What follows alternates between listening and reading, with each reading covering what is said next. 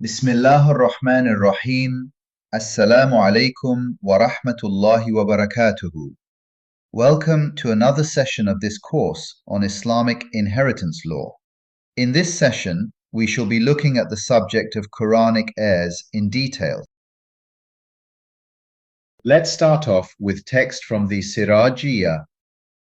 لفروض المقدرة في كتاب الله تعالى ستة: النصف والربع والثمن والثلثان والثلث والسدس على التضعيف والتنصيف، وأصحاب هذه السهام 12 نفرا، 4 من الرجال وهم الأب والجد الصحيح وهو أبو الأب وإن علا، والأخ لأم والزوج، 8 من النساء وهن الزوجة والبنت وبنت الابن وإن سفلت، والأخت لأب وأم، والأخت لأب، والأخت لأم، والأم والجدة الصحيحة، وهي التي لا يدخل في نسبتها إلى الميت جد فاسد. This slide shows the 12 Quranic heirs recognized in Islamic law. On the left-hand side, we have the 9 Quranic heirs explicitly mentioned in the Quran, in Surah Nisa, ayahs 11, 12, and 176. The females are shown in red and the males in blue. The 6 female Quranic heirs mentioned in the Quran are the mother, the daughter, the wife, or more precisely, the widow, and the 3 categories of sisters: the full sister, the consanguine sister, and the uterine sister. A full sister is one who has the same mother and father as the deceased, a consanguine sister who has the same father as the deceased but a different mother, a uterine sister who has the same mother as the deceased but a different father. The 3 male Quranic heirs mentioned in the Quran are the father, the husband, and the uterine brother.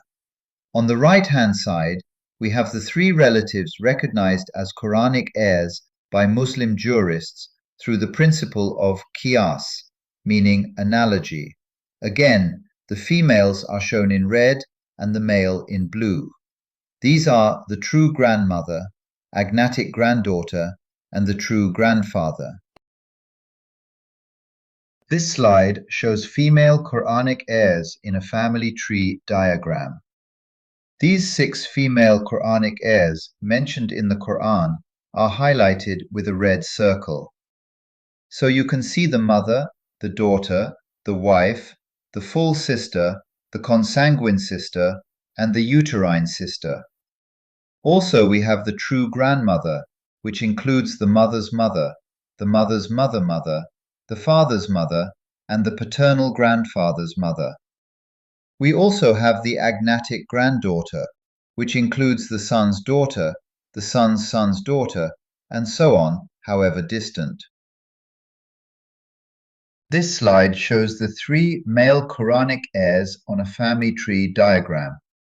As mentioned already, we have the father, the husband, and the uterine brother, all of whom are explicitly mentioned in the Quran.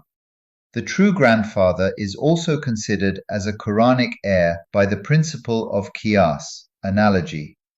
The true grandfather includes the father's father, his father, and so on, no matter how distant.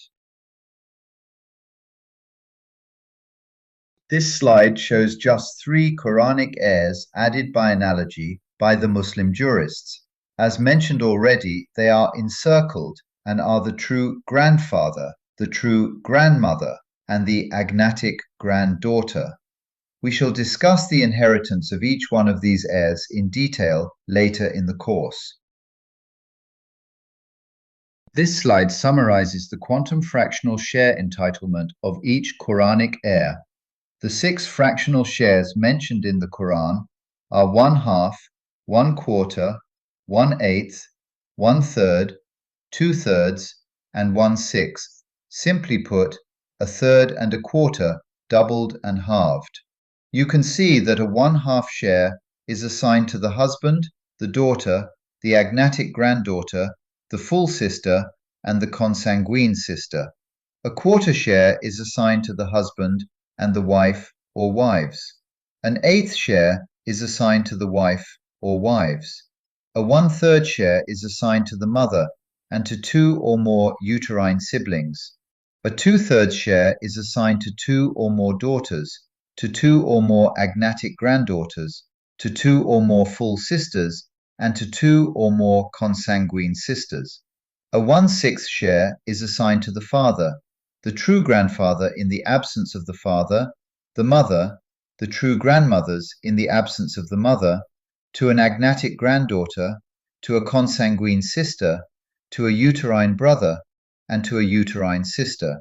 The final inheritance share of any heir is dependent on the presence of other heirs. The actual share entitlement may be increased or decreased due to the presence of other heirs.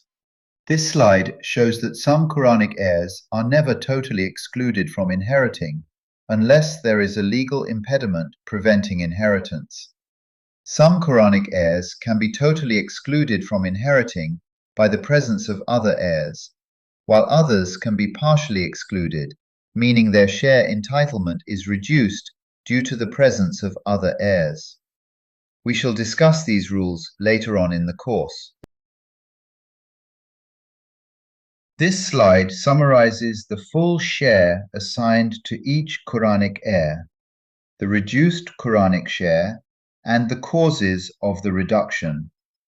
We shall discuss each of these in detail when we examine the share of each individual Quranic heir.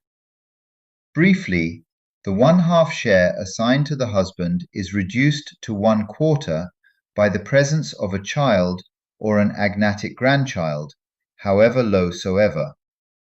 Similarly, the 1/4 share assigned to the wife is reduced to 1/8 by the presence of a child or an agnatic grandchild, however low soever.